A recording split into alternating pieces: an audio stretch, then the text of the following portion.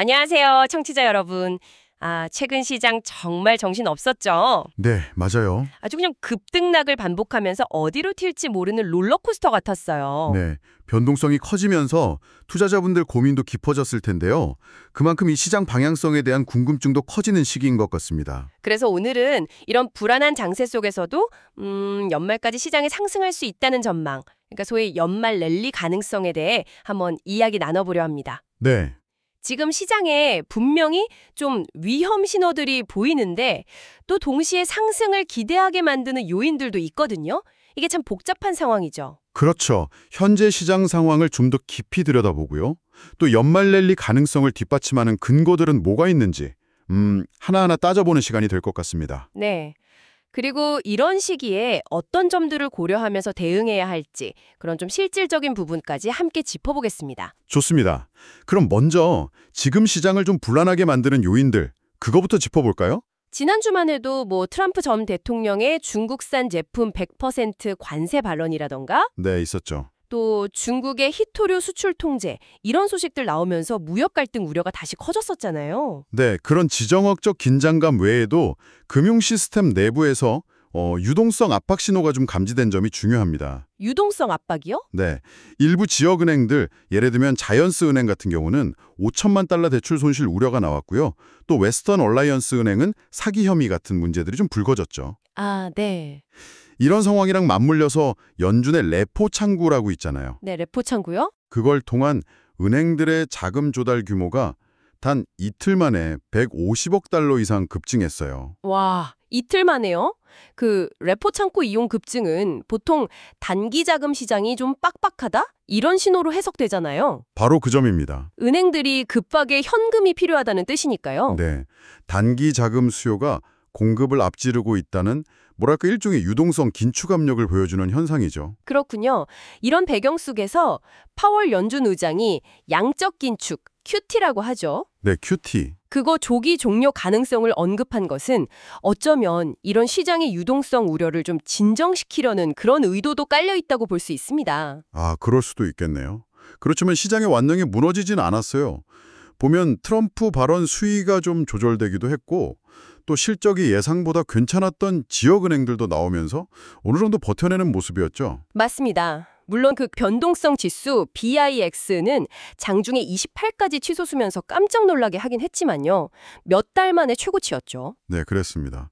결국 20선 후반에서 마감하긴 했지만 변동성이 커졌다는 건 분명한 사실이죠. 기술적으로는 좀 어떻습니까? 기술적으로 보면 S&P 500 지수가 중요한 50일 이동평균선 근처에서 지지력을 시험받는 모습이었어요. 51선이요? 네, 하지만 모멘텀 지표는 여전히 좀 매도 압력을 시사하고 있고요. 그 RSI, 상대 강도 지수도 과매수 구간에서 좀 내려오는 추세입니다. 또 하나 주목할 점은 시장 상승의 폭이 좁아지고 있다는 거예요. 폭이 좁아진다. 그건 어떤 행위죠? 소수의 대형 기술주, 성장주만 시장을 이끌고 중소형주는 상대적으로 좀 부진한 그런 양상이죠. 일부만 가는 장세군요. 6,770에서 6,800선이 저항 구간으로 여겨집니다. 만약 VX지수가 25를 다시 넘어선다면 그건 시장 불안정성이 커지는 신호로 봐야 하고요. 자, 여기까지 들어보면 위험 요인이 상당해 보이는데요. 시장의 과매수 국면이라는 지적도 있고 상승 동력이 일부 대형주에만 쏠려 있고 심지어 나쁜 소식이 오히려 주가에 좋은 소식이 되는 현상. 그거 과거 시장 고점 부근에서 종종 나타났던 거잖아요. 네, 맞아요. 그런 신호들이 보이고 있죠. 그런데도 불구하고 연말까지 시장이 오를 수 있다. 이런 근거들이 있다는 게 참 흥미롭습니다. 오늘부터 연말까지, 그러니까 딱 단기적인 관점에서의 이야기라는 점, 요거는 좀 기억해 주시면 좋겠네요. 네, 맞습니다. 장기 전망과는 좀 별개로 연말까지의 시장 동력을 움직일 수 있는 몇 가지 요인들을 주목해 볼 필요가 있습니다. 그 첫 번째가 기업 실적과 자사주 매입이죠. 마침 3분기 실적 시즌이 시작됐는데 분석가들이 눈높이를 꽤 낮춰놨다고요. 그렇습니다. 월가 분석가들이 S&P 500 기업들의 3분기 주당 순이익 EPS 추정치를 기존의 한 243달러 수준에서 232달러 수준까지로 하향 조정했어요. 꽤 많이 낮췄네요. 네, 기대치가 낮아진 만큼 실제 실적 발표 시에는 많은 기업들, 아마 한 70에서 80% 정도는 이 예상치를 웃도는 경과를 내놓을 가능성이 커졌죠. 특히 기술주나 성장주 중심으로는요. 아, 그러니까 허들을 낮춰놓으니 어닝 서프라이즈가 나오기 쉬운 환경이 만들어진 셈이군요. 연말까지 이익 전망도 괜찮다고요. 네, 현재로서는 견조한 이익 마진하고 또 소비 수요 덕분에 연말까지의 실적 모멘텀은 유지될 가능성이 있어 보입니다. 물론 2026년 이후 전망까지 지나치게 낙관하기는 좀 이르지만요. 네. 적어도 올해 연말까지는 투자자들이 이 실적 개선 흐름에 좀 주목할 수 있다는 거죠. 여기에 또 자사주 매입이라는 든든한 지원군도 있다고요. 그 규모가 상당하다면서요. 네, 시타델 증권 분석에 따르면 2025년 한 해 동안 미국 기업들의 자사주 매입 규모가 1조 달러를 넘어설 것으로 예상됩니다. 1조 달러요? 와. 네, 이건 거의 역대 최대 수준에 육박하는 규모인데요. 기업들이 꾸준히 자기 회사 주식을 사들인다는 건 시장에 지속적인 매수 수요를 공급하고 또 주가 하락 시에는 매도 압력을 완충해주는 역할을 하거든요. 그렇죠. 특히 4분기는 전통적으로 기업들이 실적 발표 후에 자사주 매입을 재개하는 시기이기도 하고요. 아, 시기적으로도 그렇군요. 실적 기대감과 자사주 매입, 이게 첫 번째 랠리 기대 요인이었고 두 번째는 뭔가요? 두 번째는 시장 자체의 움직임, 그러니까 모멘텀과 투자 심리입니다. 모멘텀과 심리요. 네. 가격 추세를 따라서 자금을 운영하는 기관 투자자들이나 퀀트 펀드 자금은 여전히 시장에 유입되고 있거든요. 아, 시장이 어느 정도 높은 수준에서 이렇게 버텨주면 이 추세 추종 전략들은 오히려 매수를 더 강화하는 경향이 있습니다. 그러면 또 현금 들고 있는 투자자들은 마음이 급해질 수 있겠네요. 나만 소외되는 거 아닌가 하는 그 포모 심리 때문에요? 그렇죠. 그런 심리가 작용하면서 현금성 자산에서 위험 자산으로 자금이 이동할 수 있습니다. 실제로 개인 투자자들의 매수세는 상당히 꾸준해요. 네, 지난 26주 중에 23주 동안 순매수를 기록했고요. 최근 7주 연속으로 순매수 흐름을 이어갔습니다. 와, 대단하네요. 최근에 시장이 좀 급락했을 때도 개인들의 콜옵션 매수 규모가 기록적이었다, 이런 분석도 있고요. 특히 그 팬데믹 이후에 젊은 투자자들의 주식 투자 비중이 늘면서 떨어지면 산다, 소위 BTFCD, 바이 더 딥 심리가 강해진 것 같다는 분석도 있잖아요. 네, 맞아요. 이러한 강력한 저점 매수 심리가 현재 시장을 떠받치는 중요한 힘 중 하나라고 볼 수 있습니다. 물론 장기적으로는 이런 심리도 언젠가는 꺾일 수 있겠지만 연말까지 단기적으로 본다면 쉽게 사그라들지 않을 가능성이 있어 보입니다. 현재로서는 이 강한 매수 심리를 압도할 만한 어떤 결정적인 악재가 아직 보이지 않는다는 점도 중요하고요. 알겠습니다. 자, 그럼 세 번째 요인은 뭔가요? 바로 계절성입니다. 역사적으로 보면 11월과 12월은 S&P 500 지수에게 연중 가장 성과가 좋은 달들에 속했습니다. 아, 그 유명한 센타랠리 말씀이시군요. 네, 흔히 그렇게 부르죠. 왜 연말에 유독 시장이 강한 경향을 보이는 걸까요? 여러 요인이 좀 복합적으로 작용하는데요. 기관 투자자들의 연말 포트폴리오 조정, 이걸 윈도우 드레싱이라고도 하죠. 네. 그리고 세금 관련 매도 물량이 마무리되는 것, 또 앞서 말씀드린 기업들의 자사주 매입 재개, 그리고 연말 보너스 자금 유입 기대감 같은 것들이 긍정적인 영향을 미칩니다. 물론 10월은 전통적으로 변동성이 큰 달이고 이번에도 그걸 확인했죠. 옥토버 쇼크라는 말도 있을 정도니까요. 맞습니다. 하지만 10월의 조정이 오히려 11월, 12월 상승을 위한 좋은 매수 기회가 되는 경우도 많았습니다. 아, 전화위복이 될 수도 있다. 그렇죠. 또 12월 초에는 배당금이나 이자 지급 같은 걸로 장시 자금 시장이 위축되면서 약세를 보이다가 월말로 가면서 본격적인 랠리가 나타나는 패턴도 종종 관찰됩니다. 여기에 만약에 연준이 실제로 금리 인하 가능성을 더 강하게 시사하거나 QT 종료를 구체화한다면 이러한 통화 완화 기대감도 랠리에 힘을 보탤 수 있겠죠? 예상치 못한 변수만 없다면 연말 시장 분위기는 꽤 긍정적일 수 있다, 이런 이야기네요. 정리를 좀 해보면 낮아진 눈높이 덕분에 예상보다 좋을 수 있는 기업 실적, 또 역대급 규모의 자사주 매입, 그리고 강한 투자 심리와 모멘텀, 마지막으로 우호적인 계절성까지 연말 랠리를 기대해 볼 만한 이유들이 분명히 존재하네요. 네, 가능성은 충분히 열려 있다고 볼 수 있습니다. 하지만 앞서 짚어본 위험 요인들도 여전하기 때문에 마냥 낙관만 할 수는 없는 상황이죠. 그렇죠. 그래서 중요한 것이 어떻게 대응할 것인가 하는 전술적인 문제입니다. 맞습니다.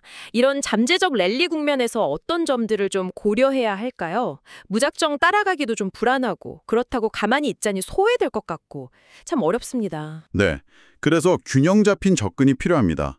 몇 가지 핵심적인 고려사항을 나눠서 생각해 볼 수 있겠는데요.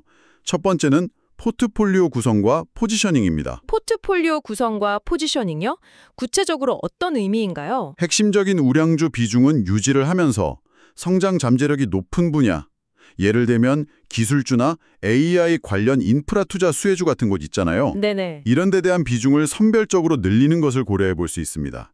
반면에 금리 변화에 좀 민감하거나 경기에 덜 민감한 방어적인 성격의 주식 비중은 다소 줄이는 전략이죠. 아, 그러니까 선택과 집중이 좀 필요하다. 그렇죠.